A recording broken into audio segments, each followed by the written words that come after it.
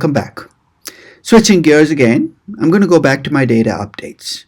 It's been a while since I did my fourth update, but bringing you up to date with what we've looked at so far, we've looked at the macro variables. We looked at risk-free rates in the second update.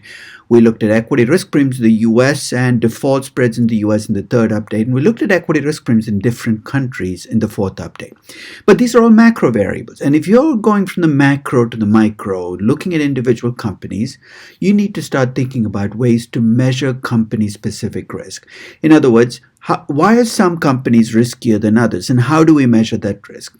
It's in this context that we talk about betas, right? And the minute you talk about betas, it's a loaded concept because it comes with a ton of baggage about modern portfolio theory and efficient markets, and to be quite honest, it freaks people out.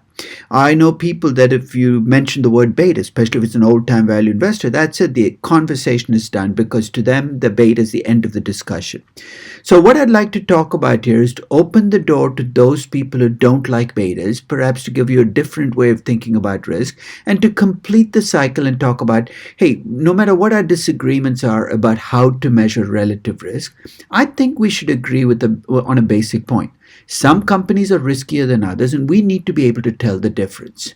So let's look at relative risk measures and state a few basic propositions. None of these are earth-shattering or profound in any way, but hopefully they'll open the door for some of you if you're stuck behind the beta door. Here's the first one.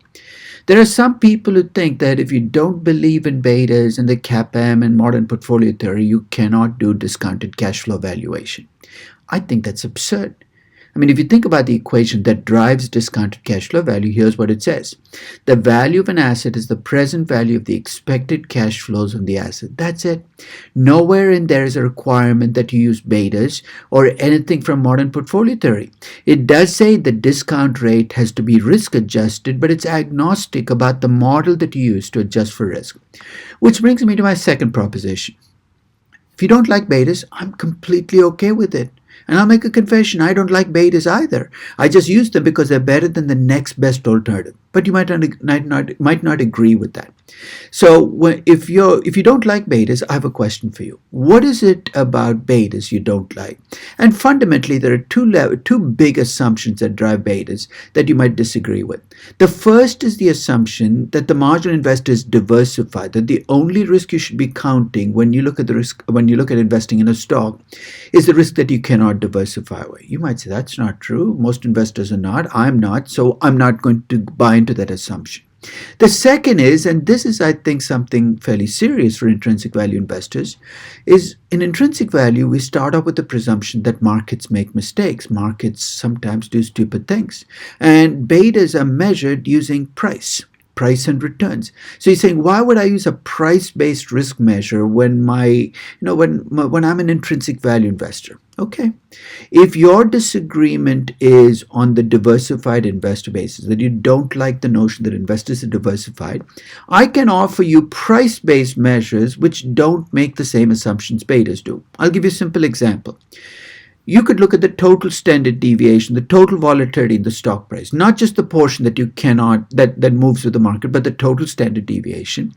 And let's say your stock has a standard deviation of 35%. You're saying, what do I do with that? I'm going to convert it into something that looks like a beta by dividing by the average standard deviation across all stocks. So let's say the average standard deviation is 30%. 35 divided by 30 gives you a relative standard deviation, something that looks like a beta. You could use proxy models where you let something else stand in for risk. Small cap companies. In fact, much of the research in academic finance is giving you the ammunition to do it. Some people use what's called CAPM plus. What they do is they start with the risk-free rate plus beta times the risk premium, and then they add a small cap premium, a company-specific premium. And you could even back out from the price what the cost of capital for a sector is. It's very similar to the implied equity risk premium I did for the entire market. You can do it for individual sectors. So your disagreement is whether is on price-based measures. You can say, look, is on diversification. You can come up with measures of risk that are price-based but still don't assume the diversification. If you disagree with both assumptions about diversification and with the use of price, then my choices are fewer because now I'm at the mercy of accountants. You could argue that in intrinsic value, it's about earnings that you care, and you could look at variance or volatility in earnings, arguing that companies with stable earnings are safer than companies with volatile earnings. Okay, I can go along. I can measure the volatility in earnings. You could even use some ratio from accounting as your proxy for risk. Companies with high debt ratios are riskier than ones with lower ones. But you can stay with the risk measure without buying into one or both of the assumptions that drive the CAPM. What if you buy the diversified investor argument but you don't like price-based measures?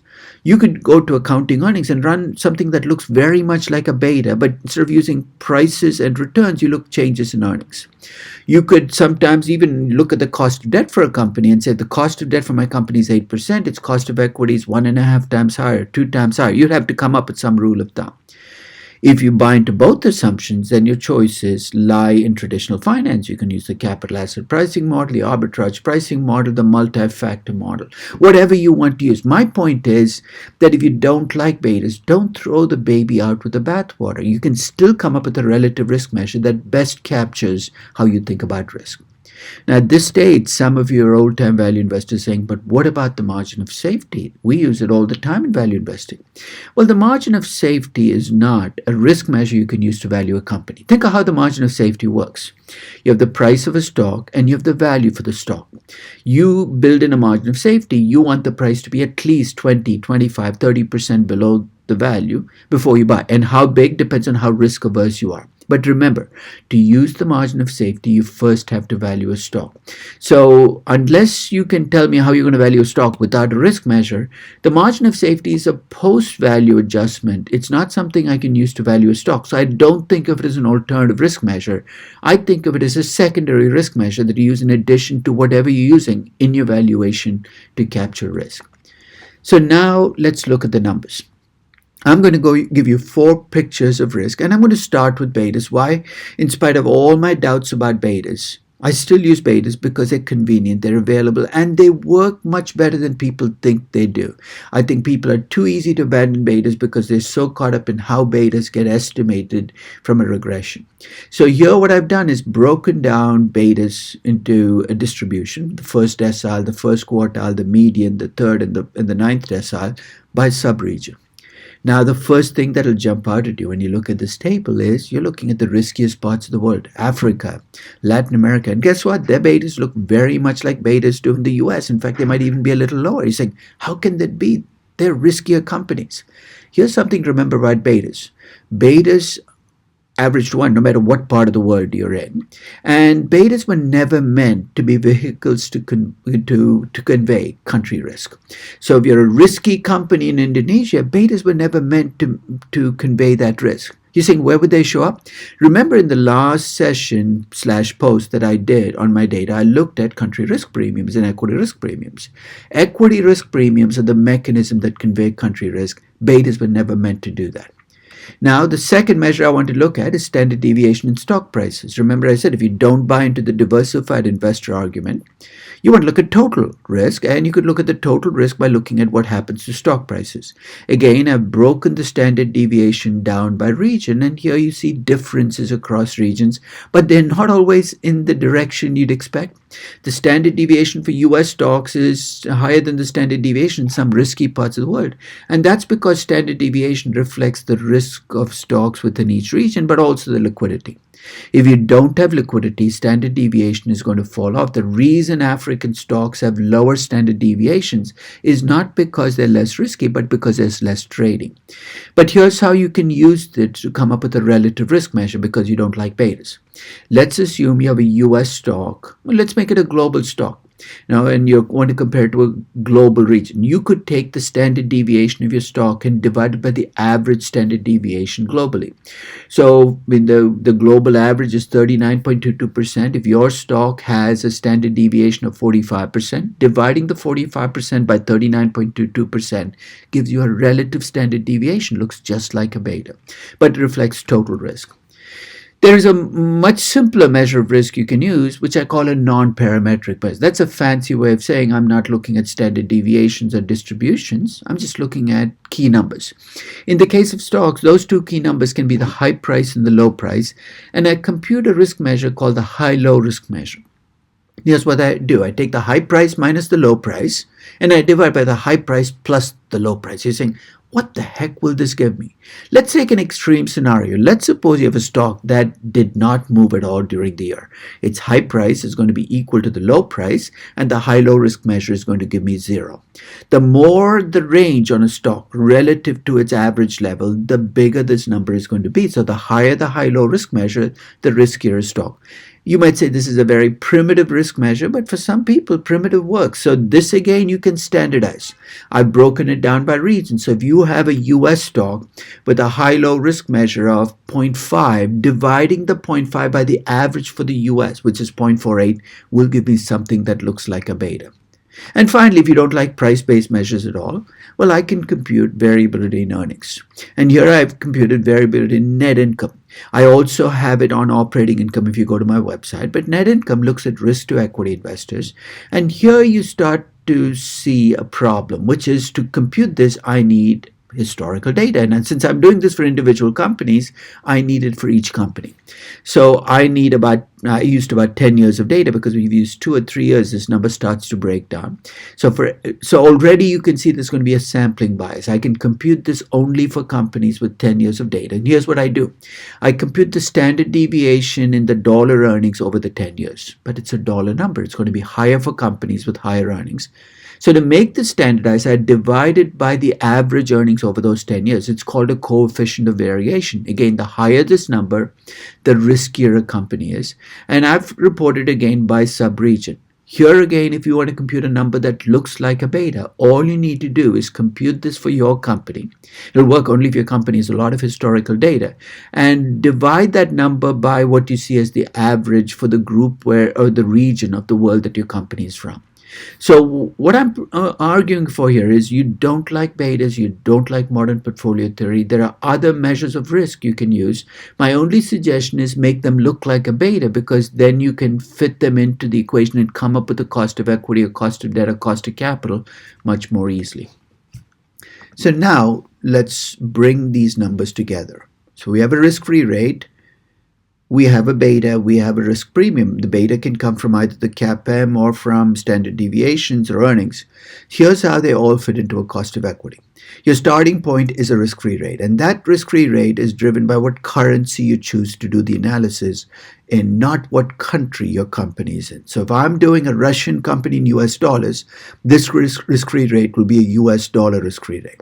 What drives that risk-free rate? Inflation and a real interest rates, and it's inflation that becomes the bogeyman. High inflation currencies will have high risk-free rates. The beta, as I said, is just a measure of relative risk. It tells you whether your stock is riskier than average or safer than average, beta above 1 or below 1. And then your equity risk premium reflects where you do business. So basically, if you look at a company, the risk-free rate reflects the currency choice.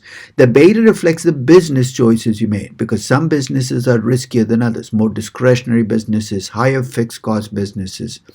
And you measure that risk with whatever proxy you use, and where you operate shows up in the equity risk premium. Each number carries its own weight.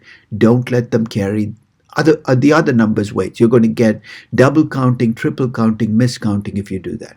Using this approach, the cost of equity that I get by sub-region in 2020 are in this table. And here you start to see divergences. Remember when I showed you the beta table for subregions? They look pretty much the same across regions. And you said, hey, how come African and Middle Eastern companies don't have higher costs of equity than US companies? Now you start to see some differences reflecting differences in country risk. So basically, now that I brought an equity risk premium in, especially when you look at those median numbers, you notice that the riskier parts of the world tend to have higher costs of equity. Of course, here again, I've reported the distribution. Even in the riskiest parts of the world, you can get safe companies and risky companies.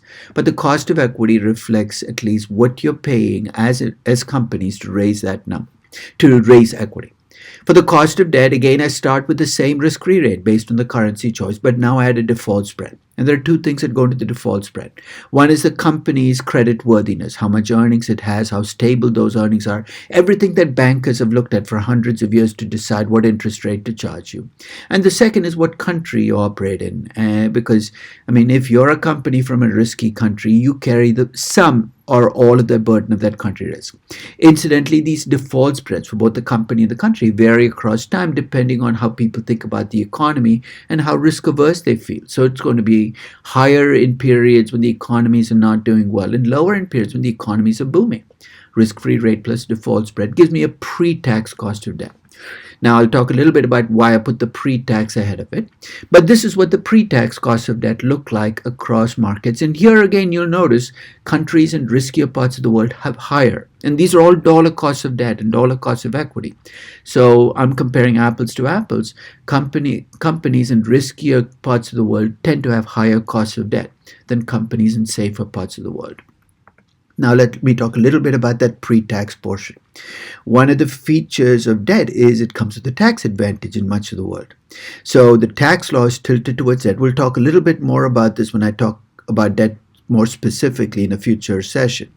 But in this one, I'm just going to bring in the effect of the tax very simply by looking at the tax advantage you get from debt. And what is that tax advantage? Interest is tax deductible. And the tax savings you get reflect the marginal tax rate you pay. You're saying, what's the marginal tax rate? It's what you see in the tax code of the country in which you operate. So here's what I do to get the after-tax cost of debt. I take the pre-tax cost of debt and multiply by 1 minus the marginal tax rate. Incidentally, if you want to get a sense of what marginal tax rates look like across the world, there is a data set I'm going to link to this session that you can download, which will allow you to see those differences in tax rates. We're almost there. Final puzzle piece is the mix of debt and equity used. Because if you have a cost of equity and a cost of debt, your cost of capital is a weighted average of those two numbers. So first in this table, I look at what that mix looks like, both across regions of the world, and then we'll look at it, on individual sectors if you're interested in an attached, in an attached link. So what I've done here actually is computed two different measures of the debt mix. In the first one, I just added up the market caps of all of the companies in a particular region and and added up the debt for all of the companies. I call these aggregated values. What does it allow you to do? To see if big companies borrow a lot of money, if that's captured. So think of this as a weighted debt ratio across all companies, weighted by the size of the company. So you can see debt ratios vary across different parts of the world. And then I also computed company-specific debt-to-capital ratios. And these are all based on market values. Why? Because the cost of capital is based on what you can raise capital at today. And you can't raise capital in book value terms. You got to raise it in market value terms. So the company ratios I computed for each company. And then I report the first quartile, the median, and the third quartile across regions. And you can see differences across regions. We'll come back and talk about why there are differences across regions in a future session. But this number is what I use to compute my cost of capital. So let me show you what the cost of capital look like globally and in the US in a picture. So it's a histogram. It shows you what the distribution of cost of capital look like. And you can see the middle of the distribution for US companies is around 7.5%. It's a little higher for global companies because of country risk. But if this graph is a little difficult to read, this is the breakdown of cost of capital into distributions across the world. This is a table I put to use all through the year when I value companies. Let me give you an example. A couple of weeks ago, I was valuing Casper. Casper is a young startup, money-losing company. We could all agree it's a risky company, but it's going public. And I wanted to give it a high cost of capital. And here's what I did. I gave it a 9.15% cost of capital. You're saying, where do you come up with that number? That's the 9th decile of cost of capital for U.S. companies at the start of 2020. If you gave me a mature European company and you say, what cost of capital? I'd use about 6% because that's what the first quartile is for European companies. Essentially, this allows me to kind of make a quick leap to the cost of capital. And in most valuations where I have limited time, I'm focused on the cash flows first. And this is a distribution I can draw on to get a cost of capital to get started. And if I do have the time, I could come and finesse the numbers. Now, some of you are looking at this statement saying these numbers all look low. Well, if your risk-free rate, and remember these are all on dollar-based numbers, if your risk-free rate is 1.5 to 2%, of course your costs of capital are going to be low. In fact, if I converted these costs of capital all into euros, they'll get even lower. If I made them Indian rupees, they'll get even higher. In fact, you can take this whole table and make it any currency you want by just adding the differential inflation of that currency. So as you think about the numbers here. Step back. The hurdle rate, when people say you don't need a hurdle rate, now, how can you run a business without knowing what you need to make on an investment? This to me is a central number in both corporate finance and valuation. We can disagree about how to get to that number, but we shouldn't disagree about whether we need that number. I hope you found this session useful, and thank you for listening.